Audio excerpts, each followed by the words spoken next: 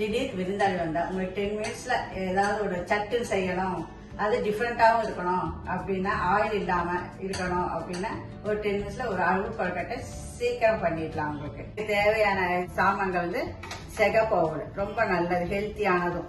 செகப்பவு வெள்ளை இருந்தாலும் okay, but செகப்பவு sugar patient கூட இது இனிமையான ஒரு இன்கிரீடியன்ட். இது அது தேவையானது அவுள், பச்சை மிளகாய், இஞ்சி, கருவேப்பிலை, கொத்தமல்லி, உப்பு, தேங்காய் பூ, பெருங்காயம். அது தாளிச்சு பசையத்துக்கு வந்து கடுகு, உளுத்தம்பருப்பு, ஜீரகம், தேங்காய் எண்ணெயில நீங்க தாளிச்சா தேங்காய் மணத்தோட இருக்கும். அப்படி இல்லாட்டா நல்லெண்ணெய் எது வேணாலும் நீங்க உபயோகப்படுத்தலாம். அதை வந்து அவ்வளோ என்ன செய்யணும்னா, ஒரு கப் அவுள் வச்சுக்கிட்டீங்கன்னா ஒரு கப் அவுள் எடுத்துக்கணும். அது வந்து ஒரு அலசணும். ஒரு அலசிட்டு அதில் இருக்கிற இதெல்லாம் அழுக்கெல்லாம் வெளியில வந்துடும். ஸோ ஒரு அலசிட்டு அந்த தண்ணியை வந்து வெளியே ஏற்றிடுங்க. வெளியே ஏற்றிட்டு 1க்கு 2 தண்ணி விடும்.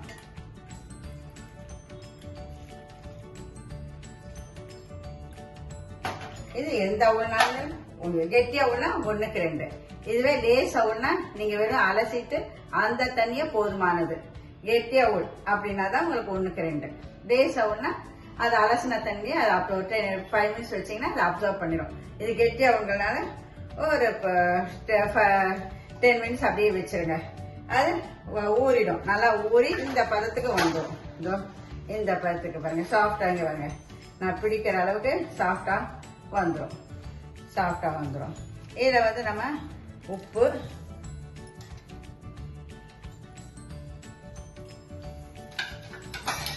இதை வந்து தாளிச்சு கொட்டலாம்.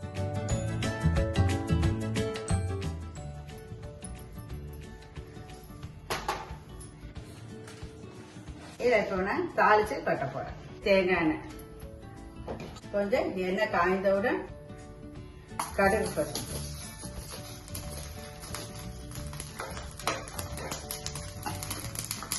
உளுத்தம்பருப்பு, அப்புறம் ஜீரகம்,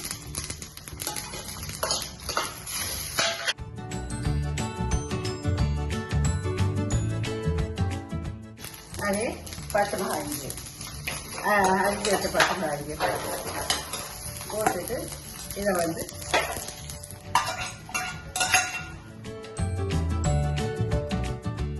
உப்பு சேர்த்துட்டு இப்போ தேங்காய் பூ, இதை பசைற சமயத்துக்குள்ள இட்லி பானை வச்சு தண்ணி கொதிக்க விடணும்.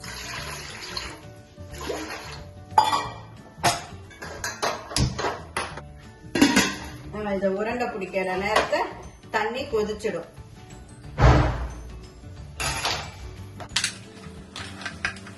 இப்ப இந்த ஊர்ன அவுளை நன்றாக பிசைஞ்சு எல்லாம் போட்டுட்டோம். பெருங்காயம், உப்பு, கருவேப்பிலை, கொத்தமல்லி, பச்சை மிளகாய், இஞ்சி எல்லாம் போட்டாச்சு. எல்லாம் போட்டு பிசைஞ்சு இப்படி ஜஸ்ட் இப்படி நீங்க பிடிச்சி வச்சிட வேண்டியதுதான். 10 to 15 மினிட்ஸ்ல உங்களுக்கு அவுள் கொழுக்கட்டை ரெடி.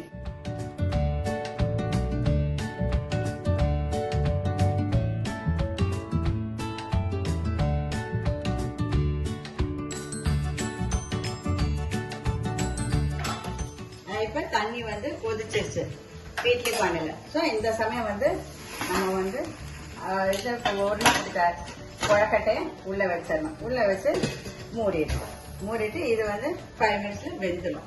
வெந்ததுக்கப்புறம் எடுத்து சர்வ் பரிமாறக்க வசதியா இருக்கும்.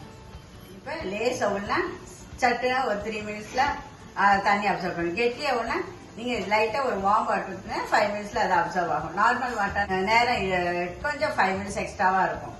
வார்ம் வாட்டர்னா சீக்கிரம் ஊறிடும்.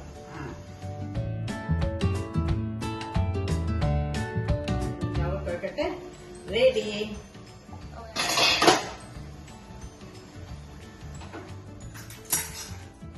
சூடா கிரீன் சட்னியோட சாப்பிட்டா அவ்வளவு அற்புதமா சூப்பரா இருக்கும். ஆயில் இல்லாத, எண்ணெய் இல்லாத பலகாரம், சுவையான ஸ்நாக். இப்ப இந்த கிரீன் சட்னியோட டேஸ்ட், கிரீன் சட்னி புளி சட்னி இருந்தா ஆப்ஷன் புளி சட்னி கிரி சட்னி, இல்லாட்டி நீங்களே புதினா, பச்சை மிளகாய், கொத்தமல்லி, ஜீரகம், உப்பு ஒரு சுத்திட்டு லைட்டா ஒரு எலுமிச்சம்பழம் போட்டு இது பண்ணிட்டீங்கன்னா கிரீன் சட்னி ரெடி. இல்லாட்டி ரெடிமேட் கிரீன் சட்னி விற்குது, மதராஸ்ல விற்குது, அது கூட இது பண்ணலாம். ரொம்ப நல்லா இருக்கும். அதனால இது வயதானவங்களும் சாப்பிடலாம், சின்ன குழந்தைங்களும் சாப்பிடலாம்.